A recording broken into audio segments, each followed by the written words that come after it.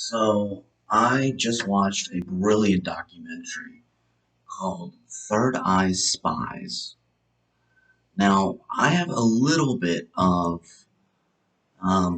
experience understanding remote viewing, psychic stuff, just because it's always been an area of interest of mine. But primarily, I had an older brother who took it very seriously. He was always kind of into that sci-fi stuff and saw his opportunity to become a real life Jedi or something like this. And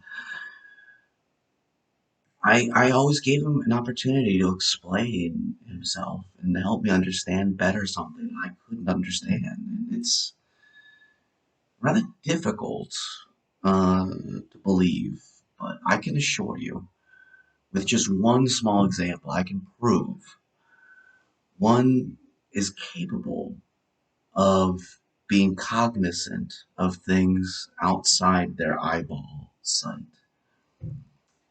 So, have you ever been in a situation where essentially you have been able to realize somebody is people watching you? We all do it. We all have nothing to do, nothing to look at, and we all just start, like a dog staring at moving objects we call people. And sometimes, even though you're not in their peripherals and nothing's not threatening, they'll just look back at you and you're just like, oh shit.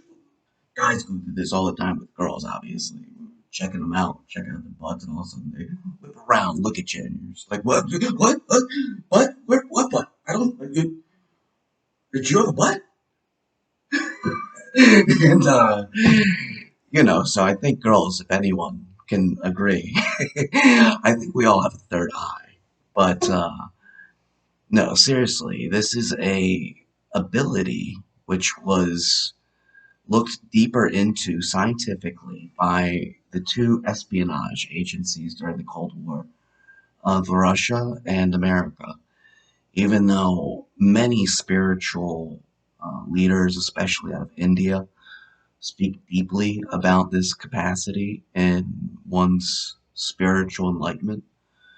But without getting too far into that, it's really a brilliant piece because it talks critically about how two different intelligence agencies in the midst of a Cold War have far more serious threats to think about than, a real unleashing of bombs and guns and things of this manner can go and undermine us as a society, as a people, by trying to sort of derail people's pride or trust or beliefs through either lying or implicating realities that seem almost paranormal, if not totally out of this world.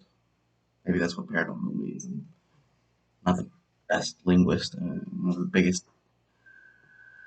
Didn't study Webster's dictionary, trust me. But anyways, it's really quite a good piece because it elaborates on how we as a society need to be cognizant of science, paranormal activity, and underhanded activities through and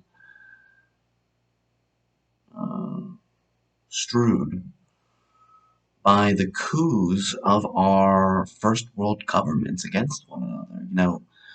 It really only becomes public that the variables of a third world is. Hold on one second.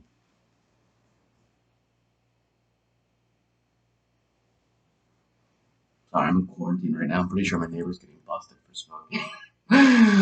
But, anyways, essentially, this is a serious, serious problem. This is where and how I've come to my most some of my most um, in-depth realizations about how the world needs to curb its competitive nature in order to survive.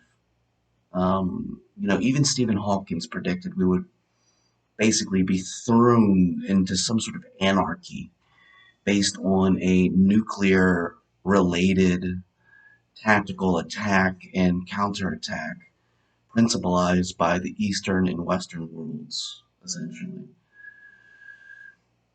I don't think that's going to happen. I think, if anything, really puts us back a lot, or puts us back far, it's going to be these coups derationalizing as opposed to bringing us forward comfortably to a space and time into which we can scientifically discern all the brilliant experiences and imaginary slash tangible analogies and variables that we haven't really had the time to think about. A lot of people used to just sit around thinking very in depth, wise things, while their only entertainment was really learning, as opposed to, having a TV with a bunch of silly, fun stuff.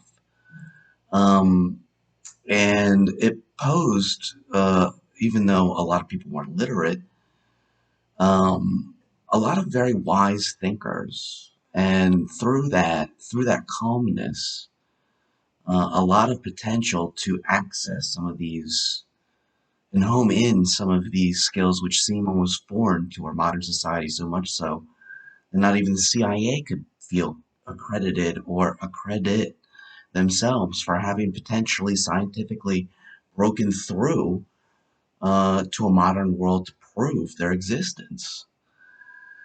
But yeah, it's a brilliant piece. It talks about emotionally, from an emotional standpoint, how these heroic and curious young men, scientifically ingratiated by accreditations out the wazoo, in physics and science and in all these different places, capable of reaching a new level of understanding in terms of internally, mentally, and capably for a modern thinker to digest about how we can, I don't know, maybe reach a new level, a new form, a new potential of our communication amongst one another.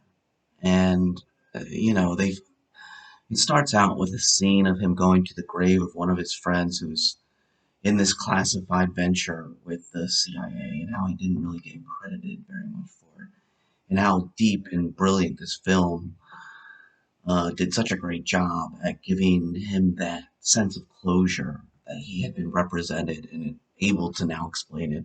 In fact, he made the joke, well, at least now I get to tell people about this stuff without having to kill them afterwards.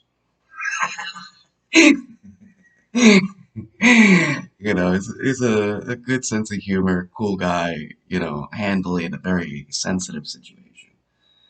Um, but if I were you, I would be be prepared and willing to take everything with a grain of salt, because I've personally seen, read into how the espionage world, how the magic tricks from ranging from institutions of theological, extraterrestrial, um, intelligence, yada yada yada, has sort of had to play with each other to sort of assert dominance, if you will. So, you can only take in what you will, but if you really want to get a deeper sense of